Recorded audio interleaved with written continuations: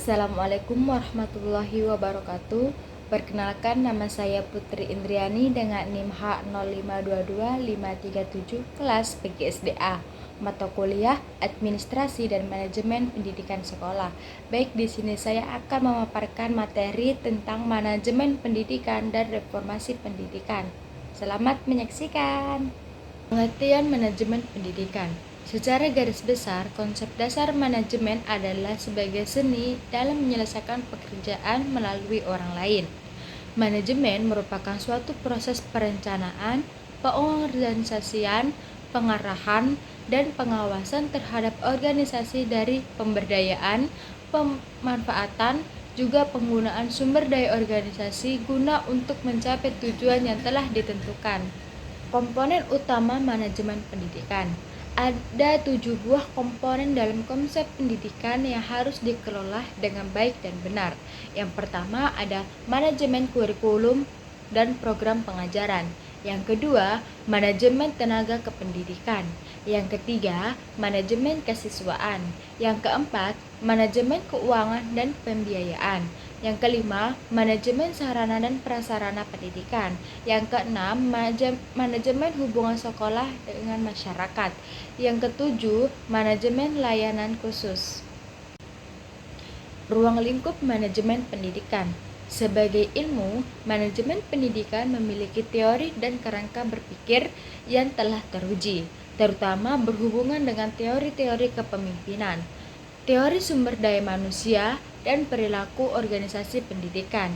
Teori manajemen pendidikan yang ilmiah memfokuskan kajiannya pada pentingnya keberadaan kepemimpinan atau manajer dan perannya dalam suatu lembaga pendidikan disebut dengan supervisor.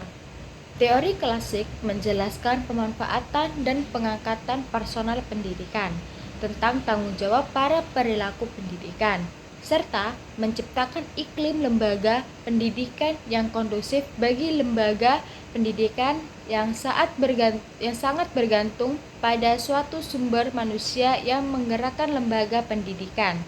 Karena lembaga pendidikan dan sumber manusianya lemah, meskipun memiliki modal dan fasilitas yang memadai, tidak akan bisa meraih keberhasilan. Peran utama manajemen pendidikan. Yang pertama itu ada reformasi pendidikan. Sebagai sarana utama pembangunan sumber daya manusia, pendidikan harus selalu berupaya menyesuaikan diri dengan format baru perekonomian dunia tersebut, di mana kebutuhan ini terutama dirasakan oleh negara-negara yang sedang berkembang, termasuk Indonesia.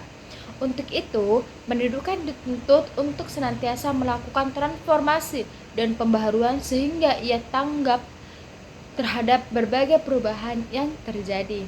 2. Konsep desentralisasi. Desentralisasi diartikan sebagai pengerahan urusan pemerintahan kepada daerah sehingga wewenang bertanggung jawab sepenuhnya menjadi tanggung jawab daerah, termasuk di dalamnya penentuan kebijakan perencanaan, pelaksanaan maupun yang menyangkut segi-segi pembiayaan dan aparatnya. Menurut Ranis, tahun 1994 mengistilahkan desentralisasi atau devolution, yaitu pemerintah pusat menyerahkan kekuasaan kepada pengambilan keputusan di tingkat daerah. Nah, yang ketiga itu ada mutu sumber pendidikan. Mutu seringkali ditafsirkan dengan beragam definisi, tergantung kepada pihak dan sudut pandang mana konsep itu dipersepsikan. Dengan demikian, arti mutu pendidikan ini berkenaan dengan apa yang dihasilkan dan siapa memakai pendidikan. Pengertian tersebut merujuk kepada nilai tambah yang diberikan oleh pendidikan dan pihak-pihak yang memproses serta menikmati hasil-hasil pendidikan. Nah, itulah tadi beberapa materi yang telah saya paparkan. Kurang dan lebihnya mohon dimaafkan. Saya akhiri dengan ucapan wassalamualaikum warahmatullahi wabarakatuh. Sampai jumpa.